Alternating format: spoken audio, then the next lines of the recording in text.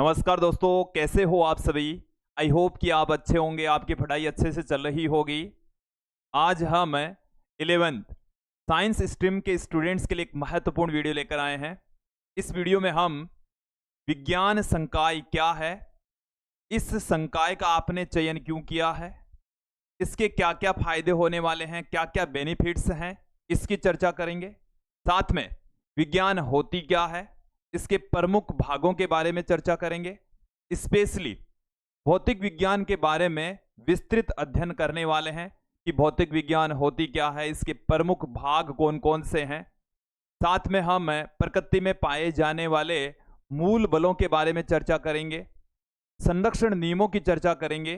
तो ये जो वीडियो है वो भौतिक विज्ञान की बेसिक जानकारी प्रदान करता है, काफी महत्वपूर्ण वीडियो है। विद्यार्थियों, यदि आप हमारे YouTube चैनल पर नए हैं तो चैनल को सब्सक्राइब कर लीजिए, साथ में बेल आइकन भी दबा दीजिए ताकि आपको आगे की वीडियोज की नोटिफिकेशन मिलती रहे। विद्यार्थियों, हम NCERT के नए सिलेबस के अकॉर्डिंग एक एक करके सभी टॉपिक्स का अध्ययन करने वाले हैं। सबसे पहले हम पहला चैप्टर स्टार्ट करेंगे और उसके सभी टॉपिक्स का अध्ययन करेंगे। इसी प्रकार से सभी चैप्टर का हर एक टॉपिक देखने वाले हैं, समझने वाले हैं। आपको प्रत्येक टॉपिक के अलावा NCERT के एग्जाम्पल्स और अभ्यास प्रश्न का भी सॉल्यूशन यहां पर मिलने वाला है। तो विद्यार्थियों, आप हमारे से आज से ही जुड़ जाइए। फिजिक्स को आसान भाषा में समझने के लिए आज से हमारे साथ में एक नया सफर स्टार्ट कीजिए। काफी आनंद आने वाला है, काफी मजा आने वाला है।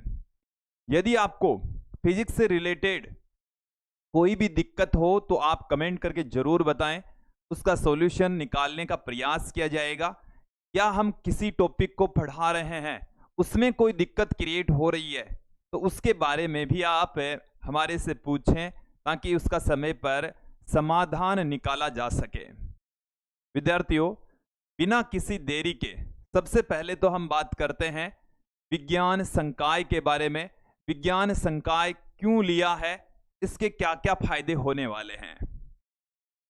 तो देखिए, सबसे पहले तो मैं बात करूंगा कि आपने जो सब्जेक्ट लिया है वो है विज्ञान संकाय, विज्ञान वर्ग का चयन किया है आपने, साइंस स्ट्रीम ली है।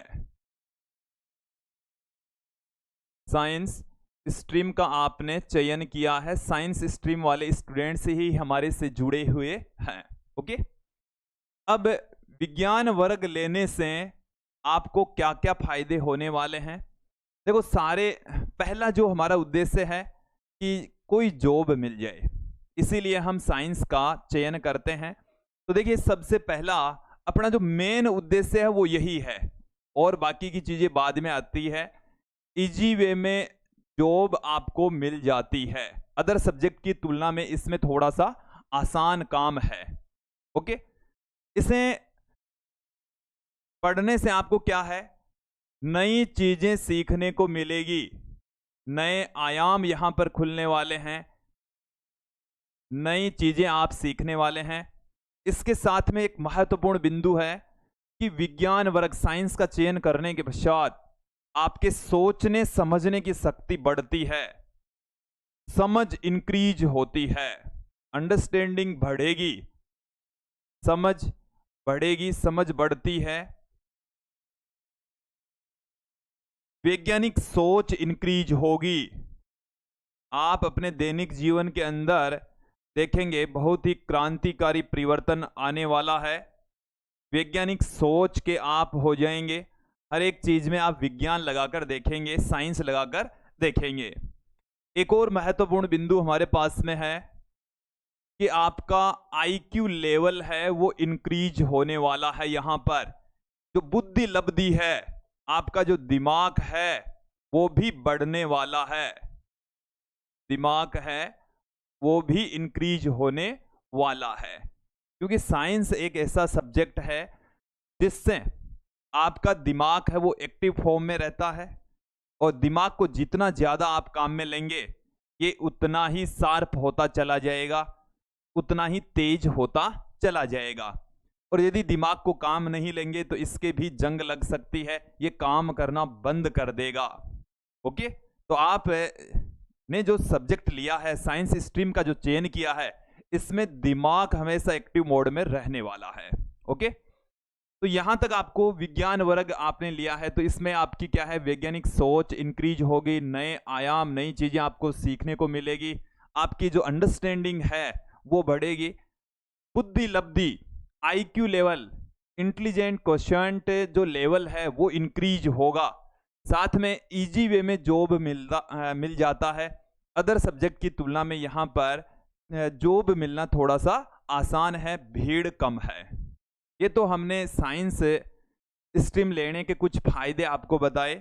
अब हम सीधे टॉपिक पर चलते हैं, बात करते हैं यहाँ पर विज्ञान, साइंस ये होती क्या है, साइंस किसे कहेंगे। तो देखिए, आपने छोटी क्लासों में 9th में भी पढ़ी है, 10th में भी पढ़ी है, छोटी क्लासों में साइंस पढ़ी है, इसकी डेफिनेशन भी पढ़ी है कि प्रकृति के क्रमबद्ध और सुव्यवस्थित ज्ञान को हम विज्ञान कहते हैं। प्रकृति के बारे में ही पढ़ते हैं और इसका जो क्रमबद्ध ज्ञान है, एक व्यवस्थित तरीके से जो ज्ञान हम प्राप्त करते हैं, उसी को ही हम विज्ञान कहते हैं, साइंस कहा जाता है। चलिए, डेफिनेशन में आपके सामने पुट कर रहा हूं, जो आपने छोटी क्लासों में पढ़ी है वही डेफिनेशन में आपके सामने रखने जा रहा हूं। तो प्रकृति के क्रमबद्ध और सुव्यवस्थित ज्ञान को विज्ञान कहते हैं। प्रकृति के क्रमबद्ध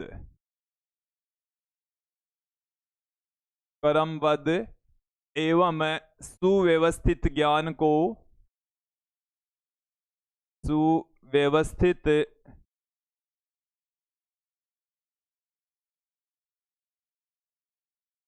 प्रकृति के क्रमबद्ध और सुव्यवस्थित जो ज्ञान होता है उसी को ही हम क्या कहते हैं, विज्ञान कहते हैं। ओके, अब देखो, ये जो विज्ञान शब्द है वो एक ग्रीक भाषा का शब्द है, सिंटिया।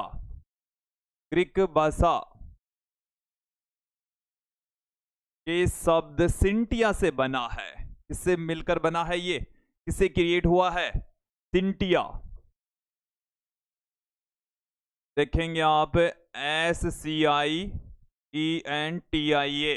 सिंटिया ग्रीक भाषा के शब्द सिंटिया से बना है, सिंटिया से बना है। ओके, और इसका क्या अर्थ है, इस सिंटिया का क्या मतलब है, इसका अर्थ देखेंगे होता जानना। इसका अर्थ क्या होता है, इसका अर्थ होता है टू नो, जानना। तो प्रकृति को जानना ही विज्ञान है, प्रकृति को जानना ही क्या है, विज्ञान है। देखो, इसकी जो डेफिनेशन है उसमें हमने 2 वर्ड यूज में लिए हैं, क्रमबद्ध, लगातार अध्ययन करते हैं, सिस्टमेटिक ढंग से अध्ययन करते हैं। मैं एक एग्जांपल यहां पर ले लूं, जैसे आपने छोटी क्लास में कक्षा 9 में परमाणु मॉडल पढ़ा है। क्या पढ़ा है, परमाणु मॉडल। तो देखिए, परमाणु मॉडल पढ़ते समय आपने ये ध्यान रखा है कि सबसे पहले परमाणु मॉडल, और उसमें विभिन्न वैज्ञानिकों के मॉडल आपने पढ़े हैं। तो उसमें आपने देखा सबसे पहले 1803 में डोल्टन का मॉडल आया था, डोल्टन मॉडल पढ़ा। उसके पश्चात 1905 में जे थॉमसन के द्वारा थॉमसन मॉडल दिया गया था, उसके बारे में आपने पढ़ा। फिर रदरफोर्ड मॉडल पढ़ा। उसके पश्चात आपने निल्स बोर का परमाणु मॉडल पढ़ा। ये कक्षा 9 में आप पढ़ चुके हैं। तो देखिए, ये जो मॉडल हैं ये क्या है, परमाणु के बारे में बताते हैं। इसने परमाणु के बारे में बेसिक जानकारी दी, उसमें इंप्रूवमेंट हुआ, फिर और इंप्रूवमेंट हुआ, फिर और इंप्रूवमेंट हुआ। तो उनका हम धीरे धीरे एक सिस्टमेटिक ढंग से अध्ययन करते हैं, लगातार अध्ययन करते हैं। तो उसी को ही हम कहते हैं विज्ञान, साइंस। ओके, तो देखिए, हम सिस्टमेटिक ढंग से जैसे जैसे समय बढ़ा उसी के हिसाब से किसी एक टॉपिक का अध्ययन करते हैं। तो यही है विज्ञान। प्रकृति का जो क्रमबद्ध लगातार अध्ययन करते हैं, जो सुव्यवस्थित ज्ञान है, उसी को हम क्या कहते हैं, विज्ञान कहते हैं। यहां तक क्लियर हो जाना चाहिए। अब हम यहां पर बात करते हैं कि विज्ञान के प्रमुख भाग कौन कौन से हैं। तो विज्ञान के प्रमुख भाग, तो प्रमुख भाग तो वैसे तो 3 ही है। कितने भाग हैं? 3 भाग हैं। सबसे पहला जो हमारा भाग है विज्ञान के भाग, प्रमुख जो भाग हैं उसमें आप देखें भौतिक विज्ञान हमारे पास में है। पहला जो भाग है वो हमारे पास में है भौतिक विज्ञान, भौतिक विज्ञान जिसे हम फिजिक्स कह रहे हैं। दूसरा जो पार्ट है हमारे पास में वो है रसायन विज्ञान, रसायन विज्ञान। तीसरा जो पार्ट है वो हमारे पास में है जीव विज्ञान। तो ये विज्ञान के 3 भाग हैं, 3 प्रमुख भाग हैं। और आपने जब साइंस स्ट्रीम ली है तो जो बायोलॉजी के स्टूडेंट्स हैं उनके ये सब्जेक्ट रहने वाले हैं। कौन कौन से सब्जेक्ट रहने वाले हैं? भौतिक विज्ञान, रसायन विज्ञान और जीव विज्ञान, ये 3 सब्जेक्ट उनके रहेंगे। और जिस बालक ने मैथमेटिक्स गणित विषय का चयन किया है उसके यहाँ से जीव विज्ञान हटकर गणित जो विषय है वो उसके रहेगा, वो भी साइंस स्ट्रीम में ही शामिल होता है। अब देखिए कि जो रसायन विज्ञान है इसमें हम रसायनों का अध्ययन करते हैं। इसके वैसे तो मेनली 2 पार्ट हैं, कार्बनिक रसायन, कार्बनिक रसायन, और दूसरा जो पार्ट है वो है अकार्बनिक रसायन। कार्बनिक रसायन और अकार्बनिक रसायन। कार्बनिक रसायन को हम ऑर्गेनिक केमिस्ट्री कहते हैं और अकार्बनिक रसायन को अंग्रेजी में इनऑर्गेनिक केमिस्ट्री कहा जाता है। कई बुक्स में इसके 3 पार्ट में मिल सकते हैं। भौतिक रसायन जिसे हम फिजिकल केमिस्ट्री भी कह सकते हैं। जीव विज्ञान के भी 2 भाग हैं। कौन कौन से भाग हैं आप देखें। पहला जो भाग है वो है जंतु विज्ञान, जूलॉजी, जंतु विज्ञान जिसे हम जूलॉजी कह रहे हैं। दूसरा जो पार्ट है वो है वनस्पति विज्ञान, वनस्पति विज्ञान जिसे हम बॉटनी कहते हैं। और इनके बारे में आप अपना जो विषय है रसायन विज्ञान है उसमें आप डिटेल से पढ़ेंगे कि रसायन विज्ञान होती क्या है, कितने प्रकार की होती है, इसकी डेफिनेशन क्या है। जीव विज्ञान के बारे में भी आप बायोलॉजी में पढ़ने वाले हैं। हम यहाँ पर बात करते हैं भौतिक विज्ञान की। ये भौतिक विज्ञान होती क्या है, इसके प्रमुख भाग कौन कौन से हैं। तो देखिए भौतिक विज्ञान क्या है। इस प्रकृति में होने वाली घटनाओं के बारे में जिस विषय में हम अध्ययन करते हैं उसी को ही हम भौतिक विज्ञान कहते हैं। सीधी सी सिंपल सी डेफिनेशन है कि विज्ञान की वह शाखा जिसमें प्रकृति के बारे में और प्राकृतिक घटनाओं के बारे में अध्ययन किया जाता है भौतिक विज्ञान कहलाती है, फिजिक्स कहलाती है। चलिए डेफिनेशन देखेंगे आप यहाँ पर। भौतिक विज्ञान क्या है कि विज्ञान की वह शाखा जिसमें प्रकृति के बारे में या प्राकृतिक घटनाओं के बारे में अध्ययन किया जाता है भौतिक विज्ञान कहलाती है। तो देखिए मैं कुछ एग्जाम्पल आपके सामने रखता हूं भौतिक विज्ञान में किसका अध्ययन करेंगे और प्रौद्योगिकी के अंदर इसका क्या महत्व है। जैसे गुरुत्वाकर्षण बल एक सामान्य सी घटना है, यदि हम किसी पिंड को छोड़ दें तो वो सीधा नीचे जाएगा। ये जो घटना घटित हो रही है ये एक प्राकृतिक घटना है, इसके बारे में हम फिजिक्स में अध्ययन करते हैं। नदियों का जो प्रवाह है वो उच्च तल से निम्न तल की ओर होता है, ये भी एक प्राकृतिक घटना है, इसका अध्ययन भी हम फिजिक्स में करेंगे। जैसे मैं बात करता हूँ चाय है हमारे पास में, गर्म चाय है, उसको रख देते हैं थोड़ी देर के लिए तो वो ठंडी हो जाती है। थोड़ी देर के अंदर क्या हो जाएगी? ठंडी हो जाएगी। क्यों? क्योंकि उष्मा का जो प्रवाह है वो उच्च ताप से निम्न ताप की ओर होता है, चाय स्वतः ही ठंडी होने लगती है। ये एक प्राकृतिक घटना है और इसका अध्ययन भी हम फिजिक्स में करेंगे, भौतिक विज्ञान में करेंगे। ऐसी बहुत सारी घटनाएं हैं अपने दैनिक जीवन में, बहुत सारी चीजें हैं, बहुत सारे उपकरण हैं जो फिजिक्स पर आधारित है, भौतिक विज्ञान पर आधारित है। तो मेन जो बात है वो ये है कि फिजिक्स है क्या। तो इस प्रकृति में जो घटनाएं आप अपनी आंखों से देख पा रहे हैं, जैसे पंखा घूम रहा है, तो ये एक मशीन है और ये फिजिक्स के कॉन्सेप्ट पर काम करती है। पवन चक्की चल रही है, नदी का जो प्रवाह है, या और कोई जो घटना आप अपनी आंखों से देख पा रहे हैं, कई घटनाएं आप महसूस कर पाते हैं, जैसे सर्दी लगना, गर्मी लगना, ये भी क्या है, घटनाएं हैं। तो ये है, इनको हम फिजिक्स के जरिए आसानी से बेहतर तरीके से समझ सकते हैं। तो प्रकृति के बारे में या प्राकृतिक घटनाओं के बारे में फिजिक्स के अंतर्गत अध्ययन किया जाता है। तो विज्ञान की वह शाखा जिसमें प्रकृति के बारे में और प्राकृतिक घटनाओं के बारे में अध्ययन किया जाता है, भौतिक विज्ञान कहलाती है। विज्ञान की वह शाखा, विज्ञान की वह शाखा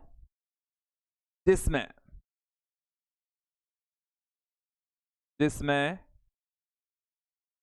प्रकृति के बारे में, प्रकृति के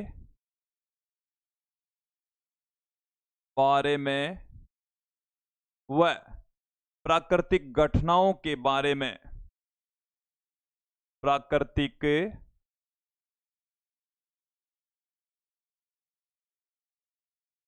घटनाओं के बारे में, प्राकृतिक घटनाओं के बारे में अध्ययन किया जाता है, अध्ययन किया जाता है, भौतिक विज्ञान कहलाती है। क्या कहलाएगी? भौतिक विज्ञान कहलाती है। यहां तक आपको क्लियर हो जाना चाहिए। अब देखिए, भौतिक विज्ञान जिसे हम फिजिक्स कह रहे हैं, भौतिक विज्ञान को हम क्या कहते हैं? फिजिक्स।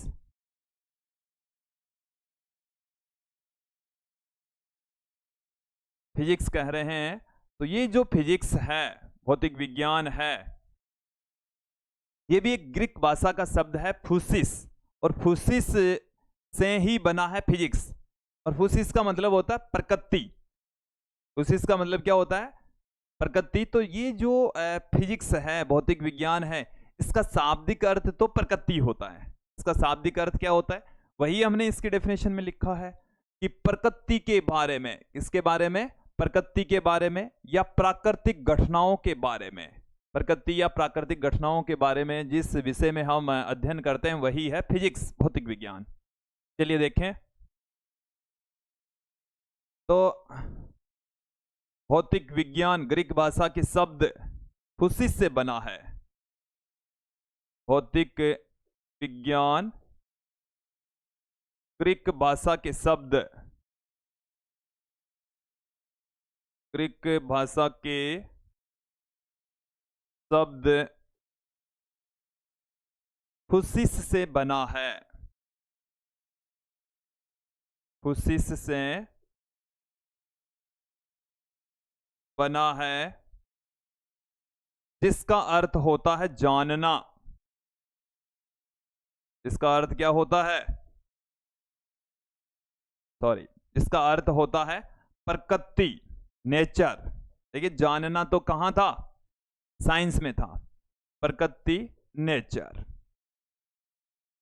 ये आपको समझ में आ जाना चाहिए इतना। अब देखो, हम बात करते हैं भौतिक विज्ञान के प्रमुख भागों की। चलिए देखेंगे आप यहां पर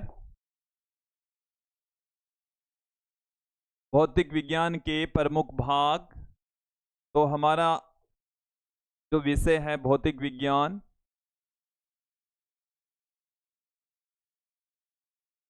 इसके दो प्रमुख भाग हैं। कितने भाग हैं? दो भाग। पहला जो भाग है वो है चिरसम्मत भौतिकी। चिरसम्मत भौतिकी,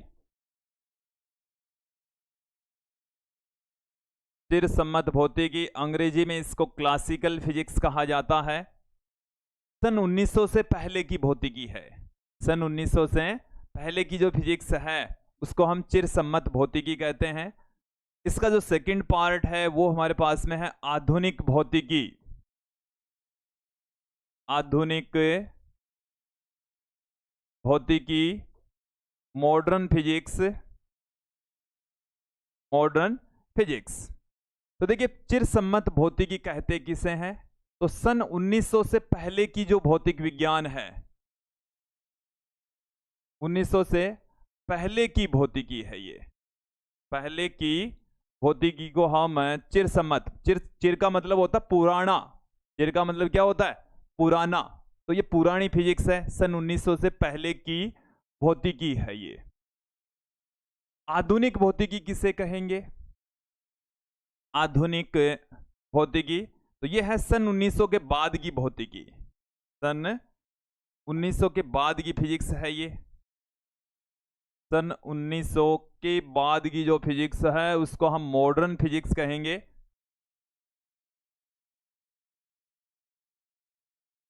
आधुनिक भौतिकी कहा जाएगा। ओके, यहां तक क्लियर हो जाना चाहिए। अब आगे बढ़ते हैं। चिरसम्मत भौतिकी, जो सन 1900 के बाद की जो भौतिकी है उसको हम चिरसम्मत भौतिकी कह रहे हैं। और इसके भी कई भाग हैं, ऐसे जैसे हमने फिजिक्स के 2 भाग किए हैं, वैसे चिरसम्मत भौतिकी का कोई फिक्स पर्टिकुलर भाग तो नहीं है, लेकिन सन 1900 से पहले जिन विषयों का हमने अध्ययन किया है उनको चिरसम्मत भौतिकी के अंतर्गत पढ़ते हैं, क्लासिकल फिजिक्स के अंतर्गत पढ़ा जाता है। तो कौन कौन से प्रमुख भाग हैं उनके बारे में यहां पर मैं चर्चा कर लेता हूं। सबसे पहले तो मैं बात करता हूं यांत्रिकी, मैकेनिक्स, यांत्रिकी। दूसरा जो पार्ट है वो हमारे पास में है प्रकाशिकी। तीसरा जो हमारे पास में पार्ट है वो है उष्मागतिकी, उष्मागतिकी। चौथा जो पार्ट है वो हमारे पास में है विद्युत चुंबककी, विद्युत चुंबककी।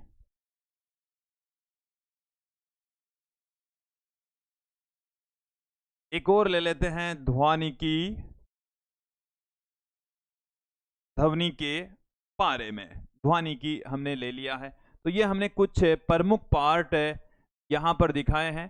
क्लासिकल फिजिक्स जो सन 1900 से पहले की फिजिक्स है उसके प्रमुख भाग हमने यहां पर दिखाए हैं। तो देखिए यांत्रिकी, मैकेनिक्स, मैकेनिक्स जो वर्ड है वो मशीन से बना है, यंत्र से बना है। और किसे कहते हैं? कि भौतिक विज्ञान की ऐसी शाखा जिसमें स्थिर और गतिशील पिंडों के बारे में अध्ययन करते हैं। यदि कोई पिंड स्थिर है या गतिशील है तो उसके बारे में हम यांत्रिकी के अंतर्गत अध्ययन करेंगे। स्थिर तो पिंडों की स्थिति या गति के बारे में, वह गति के बारे में, पिंडों की स्थिति और गति के बारे में हम मैकेनिक्स में अध्ययन करते हैं। आपको फिलहाल बेसिक जानकारी लेनी है। और यांत्रिकी से रिलेटेड हमारे सिलेबस में कक्षा 11 में 3-4 चैप्टर हैं, 3-4 चैप्टर हैं कि पिंडों की सरल रेखा में गति, समतल में गति, गति के नियम, ये सब चैप्टर हम यांत्रिकी के अंतर्गत पढ़ते हैं। ओके, आपने छोटी क्लास कक्षा 9 के अंदर गति के नियम पढ़े होंगे या गति का एक चैप्टर पढ़ा होगा, तो वो यांत्रिकी के अंतर्गत ही आता है। एक चैप्टर आपने बल का पढ़ा होगा तो वो भी यांत्रिकी के अंतर्गत ही आता है। फिर बात करते हैं प्रकाशिकी, ऑप्टिक्स। तो इसमें हम प्रकाश के बारे में अध्ययन करते हैं कि भाई प्रकाश होता क्या है, प्रकाश के द्वारा कौन कौन सी घटनाएं प्रदर्शित की जाती है, उनके नियम कायदे क्या हैं, जैसे परावर्तन, अपवर्तन, व्यतिकरण, विवर्तन, ध्रुवण। ये घटनाएं प्रकाश के द्वारा प्रदर्शित की जाती है, होती क्या है, इनके बारे में अध्ययन हम प्रकाशिकी के अंतर्गत करते हैं। और प्रकाशिकी के भी आपने कक्षा 10 में 2 चैप्टर पढ़े हैं। प्रकाश से संबंधित आपने कितने चैप्टर पढ़े हैं? 2 चैप्टर। आप 12th में भी इससे रिलेटेड 2 चैप्टर पढ़ने वाले हैं, तरंग प्रकाश की और किरण प्रकाश की। फिर बात करते हैं उष्मागतिकी। तो उष्मागतिकी के अंतर्गत उष्मा व ताप के बारे में अध्ययन किया जाता है। उष्मा व ताप के बारे में कि उष्मा होती क्या है, इससे रिलेटेड जो नियम कायदे हैं, उष्मागतिकी के कुछ नियम भी हैं, शून्यवा नियम है, प्रथम द्वितीय, ऐसे उष्मागतिकी से रिलेटेड कुछ नियम है। ताप के बारे में अध्ययन करते हैं। तो वो अध्ययन किए जाते हैं उष्मागतिकी, थर्मोडायनेमिक्स में, और इससे रिलेटेड भी कुछ चैप्टर कक्षा 11 के सिलेबस में है। ओके, फिर हम आगे बढ़ते हैं विद्युत चुंबक की, इलेक्ट्रोमैग्नेटिज्म। इलेक्ट्रोमैग्नेटिज्म विद्युत क्षेत्र और चुंबकीय क्षेत्र से रिलेटेड है। ये विद्युत और चुंबक दोनों का एक मिक्स पार्ट है। इसमें विद्युत क्षेत्र भी है और चुंबकीय क्षेत्र भी है। विद्युत से भी संबंधित है ये और चुंबक से भी रिलेटेड है। विद्युत व चुंबकीय क्षेत्र के बारे में इसमें हम अध्ययन करते हैं। विद्युत चुंबकीय क्षेत्रों के बारे में अध्ययन किया जाता है। ओके, फिर अपने पास में है अंतिम जो पार्ट है, इसमें हम ध्वनि के बारे में अध्ययन करते हैं, साउंड के बारे में अध्ययन किया जाता है। ओके, तो ये तो था चिरसम्मत भौतिकी के विभिन्न भाग, कुछ पार्ट्स हमने यहाँ पर दिखाए। अब हम आगे बढ़ते हैं, यहाँ पर बात करेंगे आधुनिक भौतिकी के कुछ भागों की। तो देखिए, सबसे पहले तो आधुनिक भौतिकी की मैंने परिभाषा दे दी है। सन 1900 बाद की फिजिक्स, सन 1900 के बाद की जो भौतिकी है, बाद की जो फिजिक्स है, उसको हम आधुनिक भौतिकी कहते हैं, मॉडर्न फिजिक्स कहा जाता है। ठीक है, अब इस मॉडर्न फिजिक्स के जो प्रमुख भाग हैं वो कौन कौन से हैं? तो सन 1900 के बाद में जिस भौतिकी का जन्म हुआ है उसको हम मॉडर्न फिजिक्स के अंतर्गत पढ़ते हैं, और उसमें प्रमुख रूप से हम कक्षा 11 और 12 के अंदर परमाणुवीय भौतिकी और नाभिकीय भौतिकी के बारे में पढ़ेंगे। क्वांटम फिजिक्स है वो बहुत कम पढ़ने वाले हैं, आपेक्षिकता भी बहुत कम पढ़ने वाले हैं। ये 4-5 प्रमुख सब्जेक्ट हैं। चलिए देख लीजिए। आधुनिक भौतिकी के अंतर्गत हम परमाणुवीय भौतिकी क्या क्या पढ़ने वाले हैं? कलर दूसरा ले लेता हूं मैं, ये देख लेते हैं। परमाणुवीय, क्या आपको ठीक नजर आ रहा है? ठीक नहीं दिख रहा, दूसरा ले लेते हैं। कौन सा इस पर फिट रहेगा? क्या ठीक लग रहा है? नहीं, चलिए ब्लैक ही लेते फिर। तो देखिए, पहला जो भाग है वो हमारे पास में है परमाणुवीय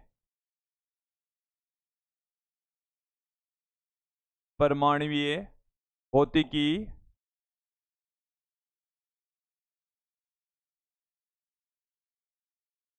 परमाणुवीय भौतिकी, इसको एटॉमिक फिजिक्स कहते हैं।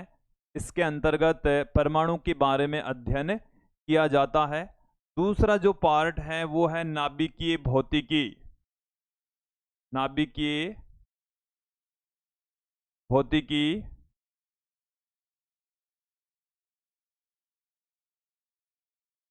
नाभिकीय भौतिकी, न्यूक्लियर फिजिक्स, इसके अंतर्गत नाभिक के बारे में अध्ययन किया जाता है। क्वांटम भौतिकी, क्वांटम भौतिकी, क्वांटम फिजिक्स और आपेक्षिकता। अगला जो पार्ट है वो हमारे पास में है आपेक्षिकता, रिलेटिविटी। देखिए, परमाणुवीय भौतिकी एटॉमिक फिजिक्स, इसके अंतर्गत परमाणु के बारे में अध्ययन करते हैं। परमाणु होता क्या है, परमाणु के विभिन्न मॉडल हम एटॉमिक फिजिक्स में पढ़ते हैं। एटॉमिक फिजिक्स का एक चैप्टर अपने कक्षा 12 के सिलेबस में है। आप केमिस्ट्री में भी परमाणु के बारे में पढ़ने वाले हैं। फिर है न्यूक्लियर फिजिक्स। न्यूक्लियर फिजिक्स में परमाणु के अंदर जो नाभिक होता है उसके बारे में यहां पर अध्ययन किया जाता है। नाभिक के बारे में यहां पर हम अध्ययन करेंगे। ओके, फिर हम बात करते हैं क्वांटम भौतिकी, क्वांटम फिजिक्स। और क्वांटम फिजिक्स में ऊर्जा व द्रव्य के अंतर संबंधों के के बारे में अध्ययन किया जाता है कि ऊर्जा द्रव्य में, द्रव्य ऊर्जा में कन्वर्ट होती है, या ऊर्जा और द्रव्य की द्वैत प्रकृति के बारे में अध्ययन करते हैं। इनकी दो दो प्रकृति होती है, द्वैत प्रकृति।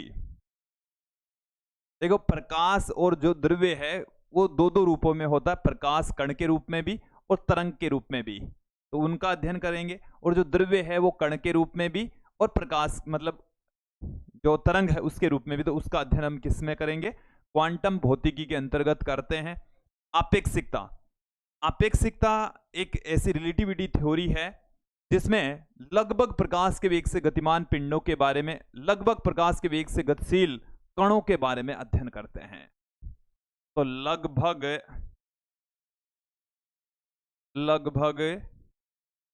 प्रकाश के वेग से, प्रकाश के वेग से गतिमान, वेग से गतिमान कणों का अध्ययन, कणों का अध्ययन इसमें किया जाता है। ओके, लगभग प्रकाश के वेग से गतिमान कणों का अध्ययन आपेक्षिकता में करेंगे, रिलेटिविटी थ्योरी के अंतर्गत किया जाएगा। तो ये आधुनिक भौतिकी के कुछ प्रमुख भाग हैं, ये आपको समझ में आ गए होंगे। आगे बढ़ते हैं।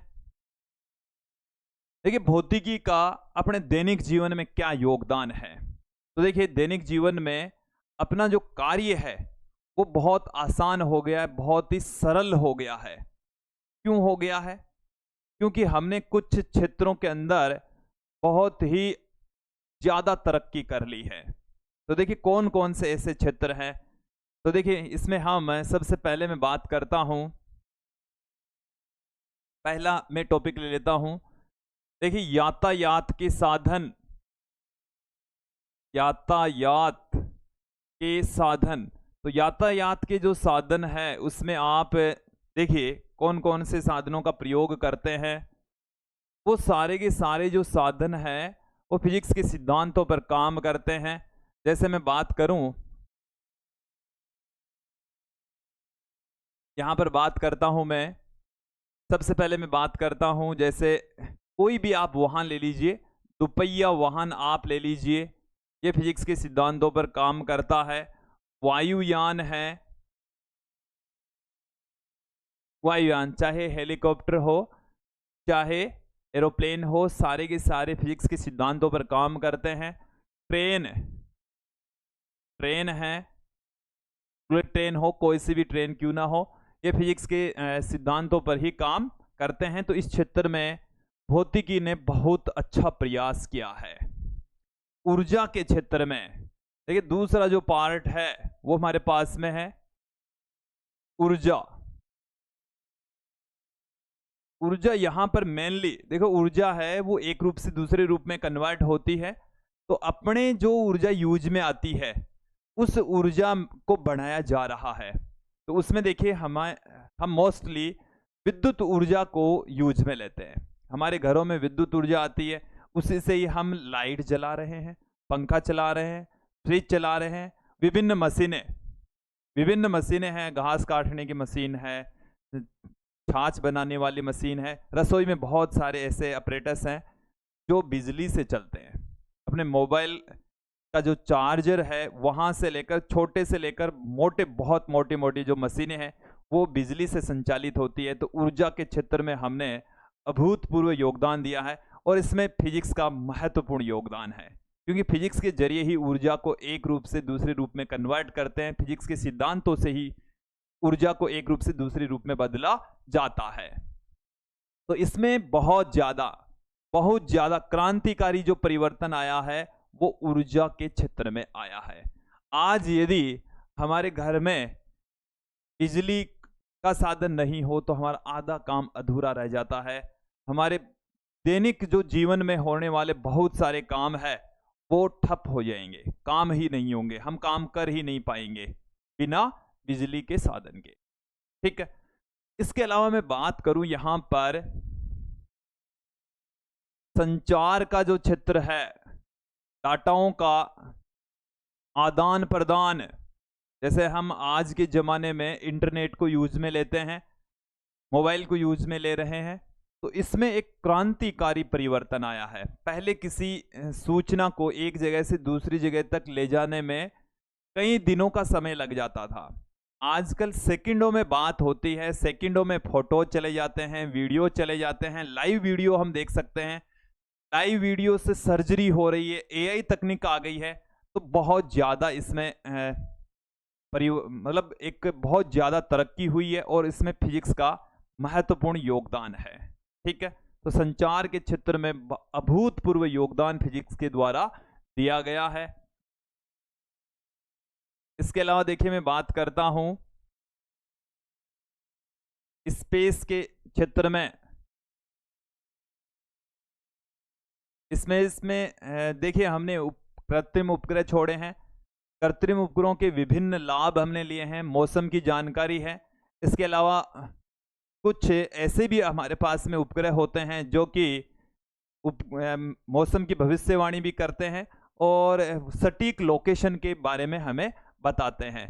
दुश्मन की लोकेशन हो चाहे गाड़ी मोटर की लोकेशन हो, तो उसके क्षेत्र में भी हमने बहुत ही अच्छा प्रयास किया है। तो बहुत ऐसे क्षेत्र हैं जिसमें भौतिकी ने बहुत तगड़ा काम किया है, बहुत अच्छा काम किया है। बिना फिजिक्स के हमारा काम बहुत जटिल रहता। फिजिक्स ने काम इतना आसान कर दिया है, इतना आसान कर दिया है कि आप अपने दैनिक जीवन में चारों ओर किसी भी उपकरण को देखेंगे तो उसमें फिजिक्स का कोई ना कोई योगदान अवश्य ही मिलने वाला है। आप तक मैं पहुंच पा रहा हूं तो ये फिजिक्स का ही कोई ना कोई योगदान है, जिसके जरिए मेरा जो वीडियो है वो आप तक पहुंच पा रहा है। ठीक है, आगे बढ़ते हैं। देखिए, अब हम बात करेंगे प्रकृति के मूल बल। प्रकृति के अंदर बल पाए जाते हैं। बल का काम क्या है, बल होता क्या है? तो देखिए विद्यार्थियों, बल क्या है? किसी पिंड की, किसी कण की स्थिति या गति में परिवर्तन कर देता है। एक ऐसा कारक जो किसी पिंड की स्थिति या गति में परिवर्तन कर दे, बल कहलाता है, फोर्स कहलाता है। अब प्रकृति के अंदर हम बहुत सारे बल पढ़ते आए। गुरुत्वाकर्षण बल है, घर्षण बल है, श्यान बल है। ऐसे छोटी क्लासों में आपने बल पढ़े होंगे कि श्यान बल भी होता है, उत्प्लावन बल भी होता है, घर्षण बल भी होता है। ऐसे बहुत सारे बल हमने छोटी क्लासों में पढ़े हैं। बट प्रकृति के अंदर मूल जो बल हैं वो चार ही हैं। मूल कितने बल हैं? चार। उन्हीं बलों से ये दूसरे वाले बल बनते हैं। मेन जो बल हैं वो चार ही हैं। तो पहले तो मैं बल की डेफिनेशन आपके सामने रख देता हूं, उसके पश्चात यहां पर हम जो विभिन्न बल हैं उनको एक एक करके देख लेते हैं। चलिए, सबसे पहले तो हम बल को परिभाषित कर देते हैं कि ऐसा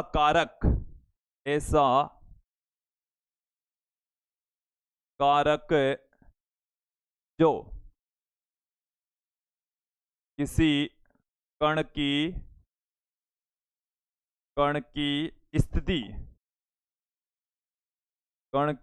स्थिति या गति में परिवर्तन कर दें, या गति में परिवर्तन कर दे, परिवर्तन कर दें,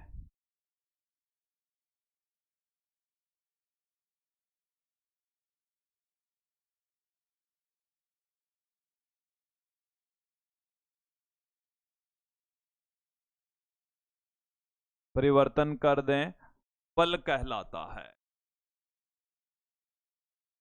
बल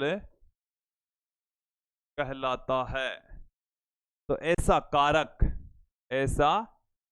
कारक जो किसी कण की स्थिति या गति में परिवर्तन कर देता है, उस कारक को हम बल कहते हैं। उस कारक को बल कहा जाता है, फोर्स कहा जाता है। प्रकृति के अंदर ये जो बल हैं वो चार हैं। प्रकृति के अंदर कितने बल हैं? मेनली चार बल हैं। एक एक करके इन चारों बलों को हम थोड़ा थोड़ा देख लेते हैं। बेसिक हम उनके बारे में जानकारी प्राप्त कर लेंगे।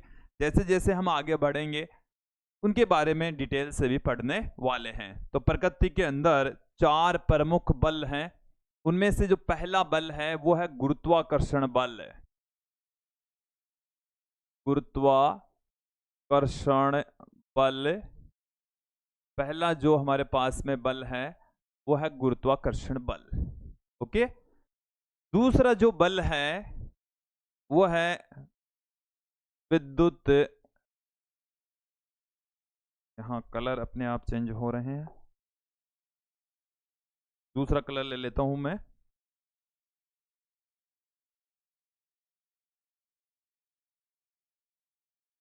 दूसरा हमारे पास में है, चलिए मैं नाभिकीय बल लिख देता हूं, विद्युत चुंबकीय बल लिख देता हूं पहले। विद्युत चुंबकीय बल, विद्युत चुंबकीय बल। तीसरा जो पार्ट हमारे पास में है परबल नाभिकीय बल, परबल नाभिकीय बल। और चौथा जो पार्ट है वो है दुर्बल नाभिकीय बल, दुर्बल नाभिकीय बल, दुर्बल नाभिकीय बल। ये 4 बल हैं विद्यार्थियों, प्रकृति के अंदर ये 4 ही बल होते हैं, मेनली ये 4 ही बल होते हैं, इन्हीं बलों से ही दूसरे बल का निर्माण होता है। अब इनके बारे में थोड़ी थोड़ी बेसिक जानकारी यहां पर हम प्राप्त कर लेते हैं, ये बल होते क्या हैं। चलिए सबसे पहले तो हम बात करते हैं गुरुत्वाकर्षण बल। गुरुत्वाकर्षण बल है 2 पिंडों के बीच में काम करता है। इनके बीच में क्या काम करेगा? 2 कणों के बीच में, 2 पिंडों के मध्य काम करेगा। इससे रिलेटेड कक्षा 11 में एक पूरा का पूरा चैप्टर है, 2 पिंडों के मध्य कार्य करता है। ठीक है, देखिए गुरुत्वाकर्षण बल के बारे में सर आइजैक न्यूटन ने एक फॉर्मूला ये दिया था, जैसे मैं यहां पर समझा देता हूं कि अपने पास में ये जैसे 2 कण हैं, एक का द्रव्यमान है m1, दूसरे का द्रव्यमान है m2, दोनों के बीच की जो डिस्टेंस है वो स्मॉल r। थोड़ा सा आप पहली बार ही देख रहे हैं तो थोड़ा मुश्किल से समझ आएगा, बट समझने का प्रयास करना, बेसिक है, एक दिन में सारा समझ नहीं आएगा। तो गुरुत्वाकर्षण बल का एक फॉर्मूला देता है,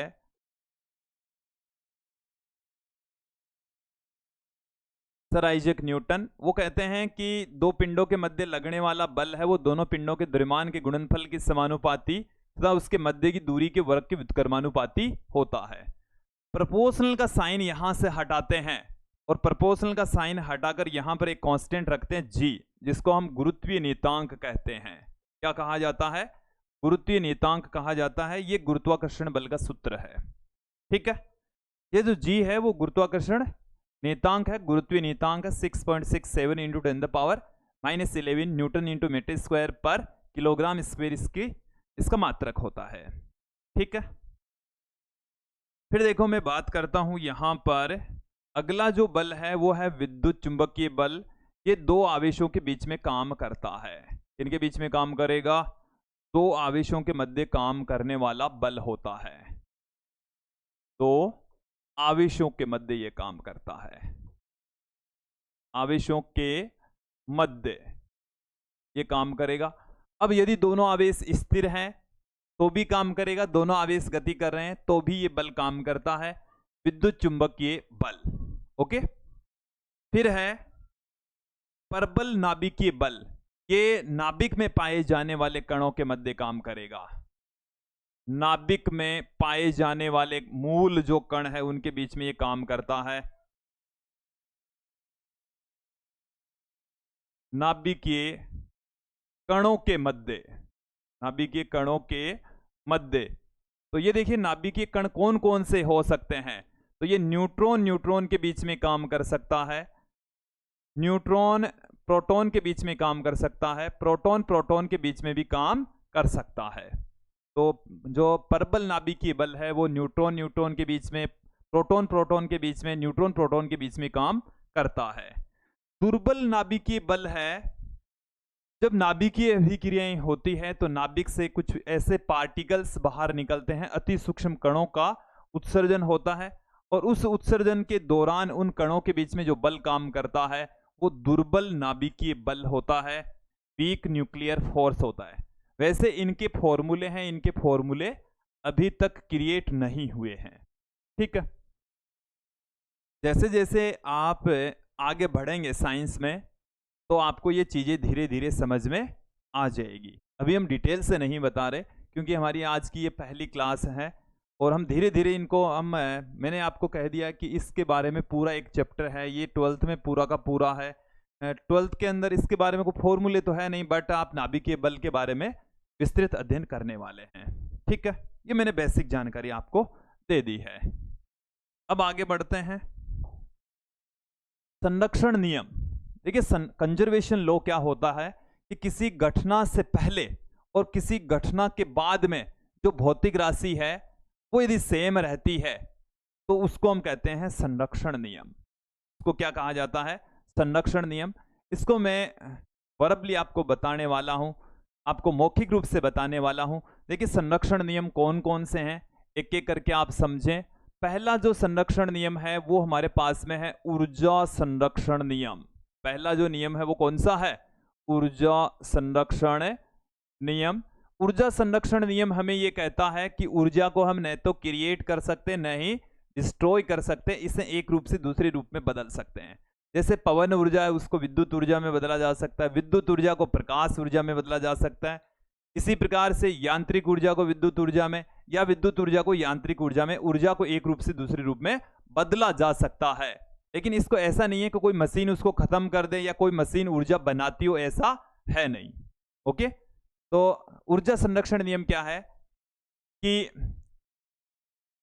ये नियम क्या कहता है कि ऊर्जा को न तो उत्पन्न कर सकते, न ही नष्ट कर सकते हैं, इसे एक रूप से दूसरे रूप में बदल सकते हैं। ओके, फिर मैं बात करता हूं यहां पर, ये हर जगह लागू होगा, इसका कोई अपवाद नहीं है। संवेग संरक्षण नियम, संवेग संरक्षण नियम। तो देखो ये क्या है कि किसी घटना से पहले का संवेग, किसी घटना से संवेग को पी से लिखते हैं, किसी घटना से पहले का संवेग और किसी घटना के बाद का जो संवेग है वो बराबर रहता है, संवेग में कोई परिवर्तन नहीं आता।